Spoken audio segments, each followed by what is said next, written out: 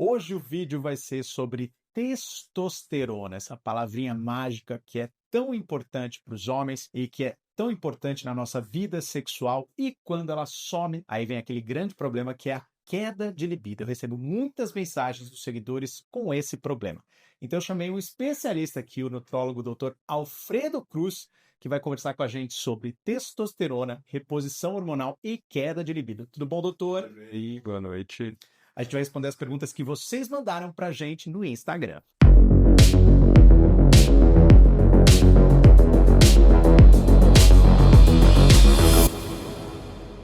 Doutor, vamos começar pelo básico. O que é a testosterona? Qual é a importância dela para a saúde do homem? A testosterona é um hormônio que a gente produz desde na nossa formação, que vai fazer a diferenciação entre o sexo masculino e o feminino. Depois disso, na fase adolescente e na fase adulta também, ela é um principal hormônio aí para nós que somos homens e também, por que não, para as mulheres, né? Basicamente, a testosterona é produzida pelos nossos testículos. Certo. Então, no decorrer do tempo, essa testosterona, ela pode se manter, mas também ela pode ir decaindo. Isso vai depender muito do paciente, do tipo de estilo de vida que o paciente acaba tendo durante esse decorrer da vida dele, de doenças crônicas, enfim, tem uma infinidade de fatores que uma avaliação médica é crucial para a gente ter aí um diagnóstico fechado. Qual é a taxa normal de testosterona num homem adulto? A taxa normal de testosterona, a gente tem uma variação, tá? Mas a maioria dos guidelines e na maioria dos artigos e livros que a gente tem é basicamente 300 a 800, 900. Algumas fontes consideram até 1000. E como é que essa testosterona oscila com a idade? Ela naturalmente vai decaindo com o tempo ou não? Naturalmente, a gente tem uma queda de testosterona a partir dos 30 anos. Já 30 anos já começa? Já achei que era com 40. 30 anos a gente já tem aí um processo de decair, né, a testosterona, tanto que o nosso processo de perda de massa muscular ele começa a partir daí.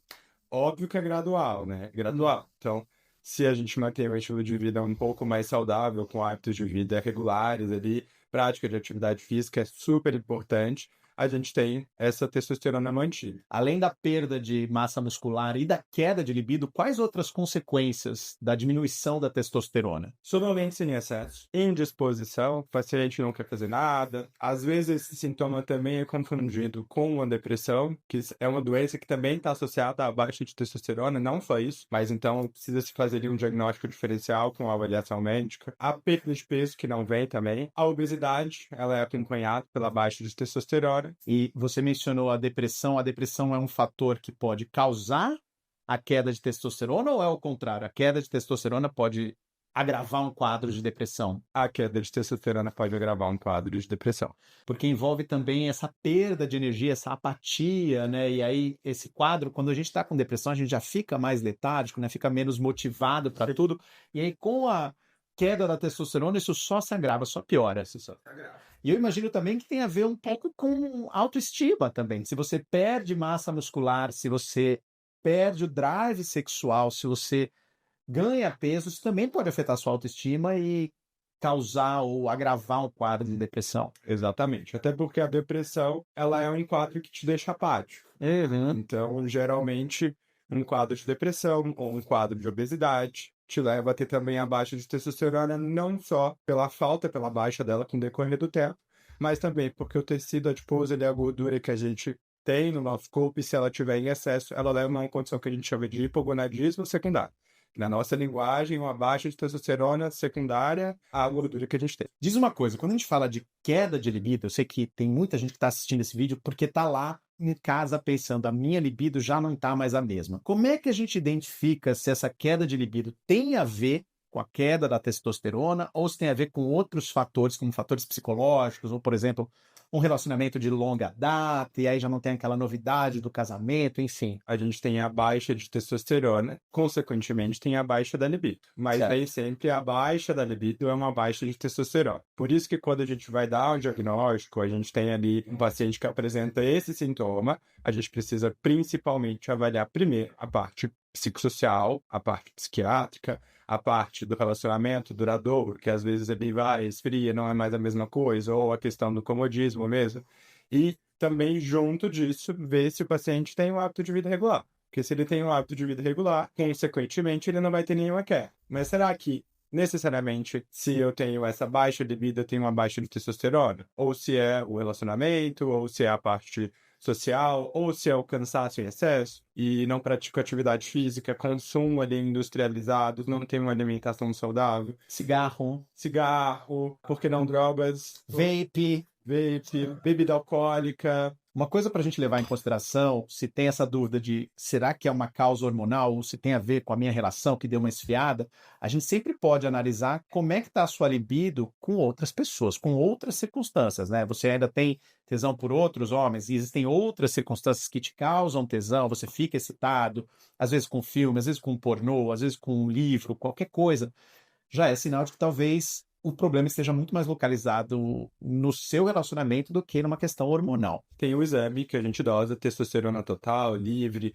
a parte da função ali, se está produzindo o suficiente, se eu estou tendo aquilo circulando no corpo, principalmente de maneira adequada. Mas se antes disso a gente tem uma desordem num paciente inflamatório, portador de doenças crônicas, hipertenso, diabético, obeso, que a gente acaba tratando essas doenças de base para melhorar a qualidade de vida do paciente e não necessariamente dando só texto achando que vai resolver tudo. Eu acho que essa é a grande dúvida, eu acho que o grande aspiracional também tem essa grande questão de que a testosterona é esse hormônio mágico que vai melhorar tudo na nossa vida, e aí a pessoa já vem para cá procurando, quero receber uma dose de testosterona, enfim. Quanto tempo é esse tratamento? Essa dose é tomada diariamente? É uma injeção? É um remédio? Como é que funciona? Isso depende. O tratamento vai depender do que ele tem.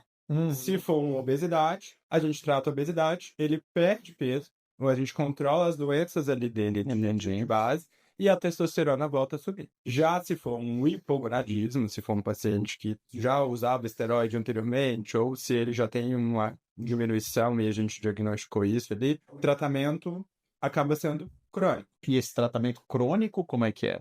Tratamento crônico no mercado a gente tem hoje os injetáveis, que são principalmente as testosteronas, e a gente vai entrar no mundo, a gente tem diversos tipos de testosterona. Mas pode ser tanto aplicação intramuscular mesmo. A cada 15 dias? Depende do tipo de testosterona que a gente escolhe para aquele paciente. Mas, no geral, a grosso modo, 10 dias, basicamente, já resolve o problema. Durante 10 dias de tratamento já resolve, então? As aplicações são a cada 10 dias.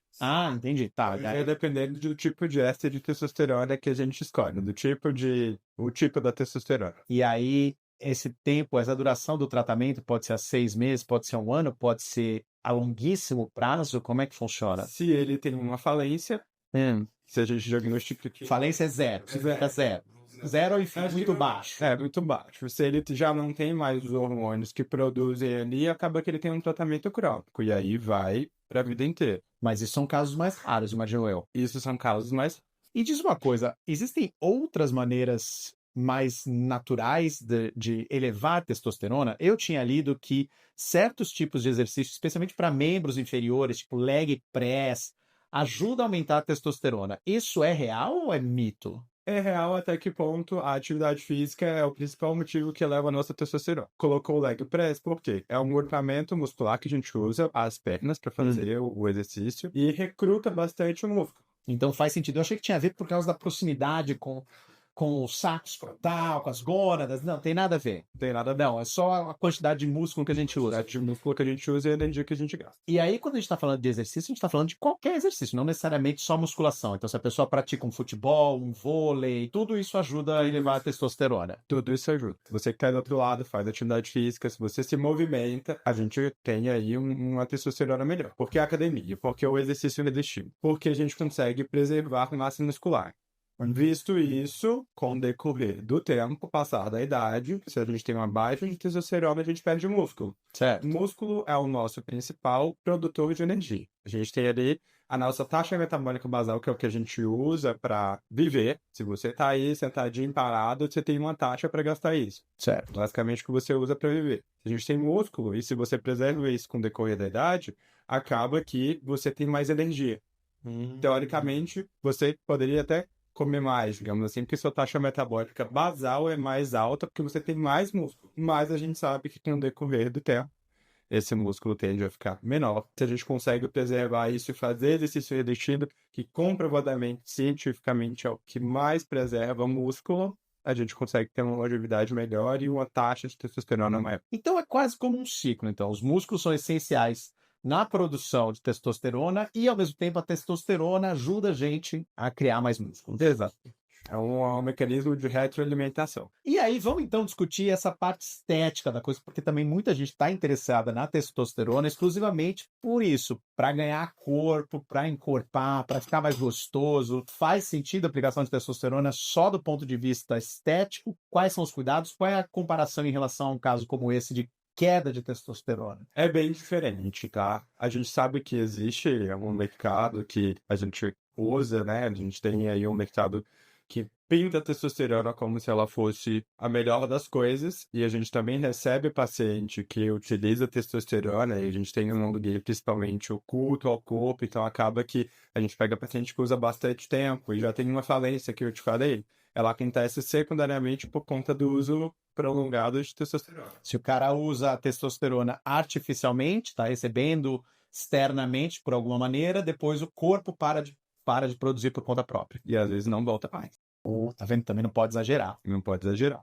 Então é bem diferente o paciente que vem para estética do paciente que trata alguma doença. O que trata para estética também tem riscos, tem os benefícios de ficar forte, de ter um aumento ali da libido, de ter um pump muscular, de ter mais disposição, mas a gente também tem os riscos ali que levam, se não for controlado, se não tiver uma ajuda médica, se resolve usar por conta própria, ou se usa também testosterona off-label, que são coisas que não são legais, a gente sabe que existe. O mercado tá perigoso, viu, gente? Também não dá para ficar usando qualquer coisa, precisa consultar um médico, não só pela questão de tratamento, de acompanhamento, de saber como é que estão os níveis corretos, mas também por causa disso. Se você usa qualquer tipo de testosterona, às vezes você está usando um produto que não é o correto, que não é legítimo. Quando que a gente começa a discutir reposição hormonal para um homem, por exemplo? Eu tô com 44 anos, já tem que começar a fazer? Já? Isso, de novo, depende. Até porque quando a gente fala de reposição hormonal, a gente repõe aquilo que está faltando. Certo. Se você vier com o intuito de fazer reposição, a gente faz uma avaliação, vê tudo direitinho, vê como está essa taxa hormonal e principalmente vê o que a gente pode melhorar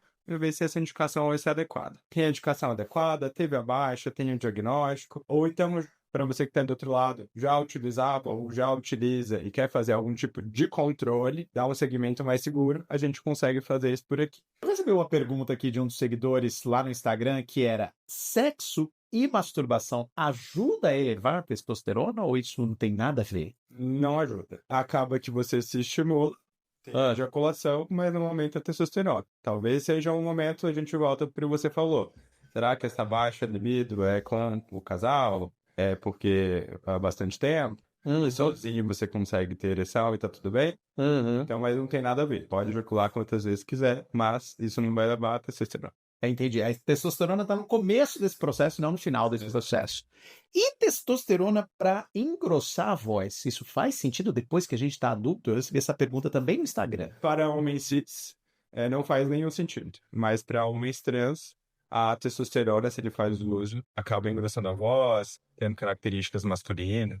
Então, só faz sentido para o homem trans. Para o homem trans, consegue alterar a voz nesse aspecto. Para a gente não vai alterar nada. Doutor, eu queria muito agradecer essa entrevista, esse bate-papo. Se você teve dúvidas, se você tem mais perguntas que você gostaria de fazer, pode colocar nos comentários. Eu trago até o Dr. Alfredo. E eu também quero te convidar para vir conhecer a Mondan, que virou a parceira do canal. Tem um QR Code aí, você pode colocar o seu celular aí para ver o QR Code e vai te levar direto para o WhatsApp da Mondan, para você marcar com os vários especialistas que tem aqui. Eu já tinha entrevistado a Bruna algumas semanas atrás, a gente falou sobre proctologia, sobre sexo anal, um vídeo muito incrível, vou colocar aqui para você assistir também. E agora a gente conversou com o Dr. Alfredo sobre reposição hormonal e a gente vai ter ainda muitas outras entrevistas aqui no canal. Então também coloca aí nos comentários que assuntos você gostaria que eu discutisse, assuntos da saúde do homem que a gente pode tratar aqui com os especialistas da Mondan. Então, doutor, obrigado pela sua presença e a gente se vê em breve no próximo vídeo aqui do canal. Cada vez mais gay, cada vez mais nerd.